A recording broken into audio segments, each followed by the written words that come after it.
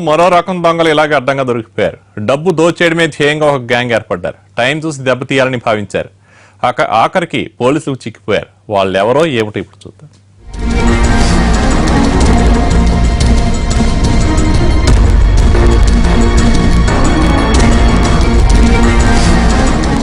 హైదరాబాద్ లోని మొఘల్పుర mobile shop లో వారం క్రితం ఒక చోరీ జరిగింది. మొత్తం 3,40,000 రూపాయల క్యాష్ లూటీ చేశారు.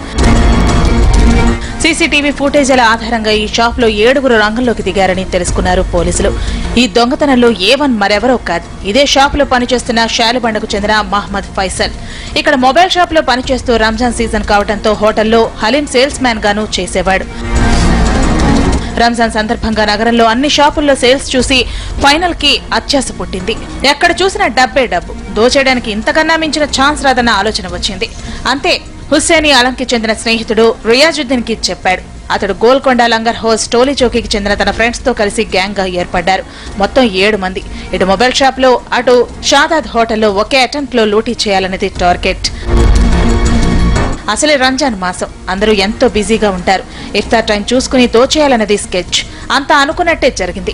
7గురు కలిసి మొబైల్ షాప్ లో 3.5 లక్షలు లేపేశారు. హలీం హోటల్ కి వచ్చి అక్కడ చేతివాటం చూపాలనుకున్నారు, కానీ ఒక మొబైల్ తో సరిపెట్టుకున్నారు. హలీం హోటల్ మొబైల్ దొంగతనం మీద ఎలాంటి కంప్లైంట్ చేయలేదు, కానీ మొబైల్ షాప్ వాళ్ళ మాత్రం పోలీసులకు కంప్లైంట్ చేశాడు. సీసీటీవీ ఫుటేజీ ఆధారంగా దొంగలను గుర్తించారు పోలీసులు. మొత్తం 7గురు, వీళ్లలో 6గురిని పట్టేసుకున్నారు. ఒకడు మాత్రం చిక్కాల్సి ఉంది. వీళ్ల నుంచి 2 లక్షల రూపాయల క్యాష్, 3 మొబైల్స్, ఒక ఆటో స్వాధీనం చేసుకున్నారు. మిగిలిన 1,40,000. మిగిలిన దొంగ దొరికితే కానీ రికవరీ కాదంటున్నారు పోలీసులు. త్వరలోనే అతన్ని కూడా పట్టుకుంటామని అంటున్నారు.